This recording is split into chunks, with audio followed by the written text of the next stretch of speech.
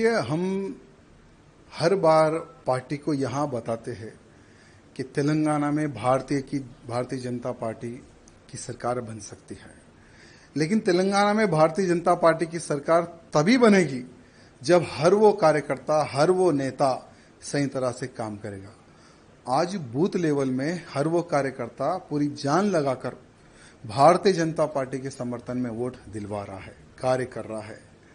लेकिन जब कोई बड़े पद का जब चयन होने का जब समय आता है, जब तेलंगाना राज्य के प्रेसिडेंट का डिक्लेरेशन का जब समय आता है, तो कम से कम पार्टी यहां नहीं सोचती कि हमें कैसा प्रेसिडेंट बनाना चाहिए। हम बार बार यही बोल रहे थे कि भाई बूथ कार्यकर्ता से लेकर अधिकारी तक चर्चा होनी चाहिए। चर्चा होने के बाद में हमें एक ऐसा प्रेसिडेंट चाहिए जो एग्रेसिव हो। यहाँ तेलंगाना में हिंदू मुस्लिम भाई भाई वाली राजनीति नहीं चलती है। तेलंगाना में सिर्फ हिंदुइज्म चलता है। और जो हिंदुत्व की बात करता है ना, तेलंगाना की जनता उसको सर पर बिठाकर आगे चलती है। चाहे हमारे प्रधानमंत्री मोदी जी हो, हमारे अमित भाई जी हो, जेपी नड्डा जी हो, उन्होंने कईयों सभाएं तेलंगाना में की है। हर सभा में हजारों की संख्या में, लाखों की संख्या में उनकी सभाओं में कार्यकर्ता आते हैं यहां सुनने के लिए कि देश धर्म समाज के लिए आज भारतीय जनता पार्टी क्या कर रही है और क्या करेगी। वहां संदेश सुनने के लिए सभी कार्यकर्ता आते हैं। और आज भी हम भारतीय जनता पार्टी से जुड़े हुए तो हमारे प्रधानमंत्री नरेंद्र मोदी जी को देखकर, अमित भाई जी को देखकर, योगी जी को देखकर, नड्डा जी को देखकर, उनके कार्य को देखकर 2014 में भारतीय जनता पार्टी में हम सम्मिलित हुए। लेकिन दुर्भाग्य देखिए, 2014 से लेकर आज तक इतने तकलीफों का सामना हम लोगों को करना पड़ रहा, बाहर नहीं, पार्टी के अंदर ही। मेरे कॉन्स्टिट्यूंसी को टारगेट करना, मेरे जिले को टारगेट करना, मुझे टारगेट करना, आखिर कितने साल तक मैं सहूं इनका जुल्म। आज देखिए, जब पार्टी प्रेसिडेंट के नॉमिनेशन का आप जो नोटिफिकेशन आप डिक्लेयर करते हैं, जब हम जाते हैं भाई हम भी प्रेसिडेंट के लिए हम पूछना चाहते हैं, तो लगभग जो 10 लोगों का जो साइन चाहिए वो 10 के 10 लोगों को डरा के भगा देते हैं। यानी ऑलरेडी ये लोग जो डिसाइड कर लिए उसको हम प्रेसिडेंट बनाएंगे, ऐसा ये लोग डिसाइड कर लिए। हम क्या चाहते हैं? तेलंगाना की जनता प्रधानमंत्री मोदी जी के मार्गदर्शन पर चलने को तैयार है, अमित शाह जी के मार्गदर्शन पर चलने को तैयार है। योगी आदित्यनाथ जी को एक आइडल मारती है जनता यहाँ की।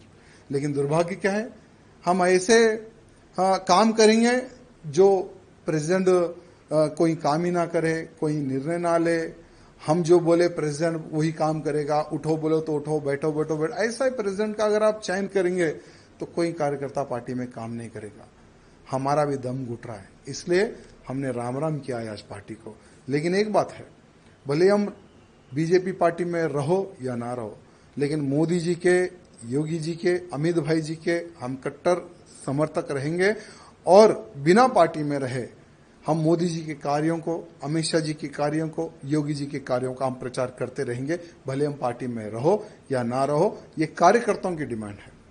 कई महीनों से कार्यकर्ता कैसा प्रेसिडेंट चाह रहे थे जो हिंदूवादी हो, जो हिंदुत्व की बात करे, जो हमारे कार्यकर्ताओं की सुने। आज लव जिहाद बड़े पैमाने पर हो रहा है तेलंगाना में, गौ हत्याएं बड़े पैमाने पर हुई है तेलंगाना में, लैंड जिहाद बड़े पैमाने पर हो रहा है तेलंगाना में।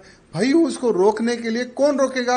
लोग बोलते कि भारतीय जनता पार्टी के अलावा कोई नहीं रोक सकेगा। भारतीय जनता पार्टी की सरकार आएगी तो ही तेलंगाना का हिंदू सुरक्षित रहेगा। लेकिन भारतीय जनता पार्टी की सरकार कैसे आएगी? क्योंकि कुछ जो लोग है ना, जो एक नाग की तरह पार्टी को घेर कर बैठे हैं कुछ लोग। ये कुछ लोगों का इलाज जब तक केंद्र के जो हमारे अधिकारीगण हैं, जब तक ये कुछ लोगों का इलाज नहीं करेंगे ना, ठीक है, आज चलो हम तो पार्टी को छोड़ दिए, हमारा कोई वजूद था ना है ना रहेगा। हम एक हिंदू कार्यकर्ता हैं, भले राजनीति से हटकर हम हिंदुत्व का कार्य करते हैं और आगे भी हम हिंदुत्व का प्रचार और हिंदुत्व की सेवा हम करते रहेंगे।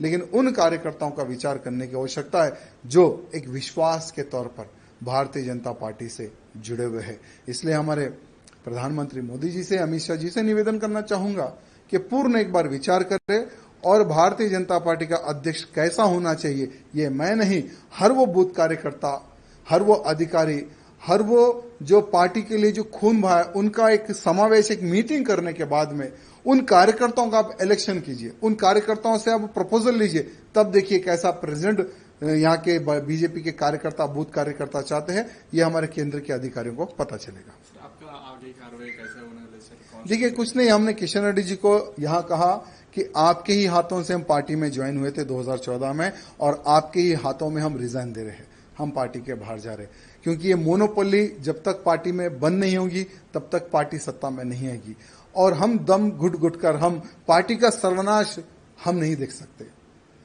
यानी बीजेपी को डुबोने का कार्य कर रहे हैं यहाँ के लोग, यहाँ के कुछ अधिकारीगण जो सत्ता का गलत उपयोग करके पार्टी को डुबोने का जो कार्य कर रहे हैं ना, तो ऐसी डूबती नैया में और पार्टी को डूबते हुए हम नहीं देख सकते, इसलिए हम पार्टी के बाहर आए। आगे का हमने किशन रेड्डी जी को रिक्वेस्ट किया है कि आप स्पीकर को भी एक पत्र लिख दो कि राजा सिंह बीजेपी का विधायक नहीं है, उसको सस्पेंड करो। अगर किशन रेड्डी जी वो भी अगर काम कर देते तो उसका भी हम समर्थन करते हैं। बाकी का हम एक हिंदू नेता है, धर्म प्रचार करना हमारा काम है, वही करते रहेंगे। सर, आप इतने साल से पार्टी में रहे, 3 बार आपने बीजेपी में जीते, और आपकी और पार्टी वर्कर्स को क्या बोलना चाह रहे सर? मेरे पार्टी के कार्यकर्ताओं से यही निवेदन करना चाहूंगा, ठीक है, ये मेरा व्यक्तिगत निर्णय था, क्योंकि हर इंसान कुछ सालों तक जुल्म सह सकता है, लेकिन कंटिन्यू जुल्म सहे उतनी शक्ति मेरे पास नहीं है। लेकिन आप लोग पार्टी में रहिए, पार्टी की सेवा करते रहिए, आज नहीं तो कल आपके अच्छे दिन आएंगे।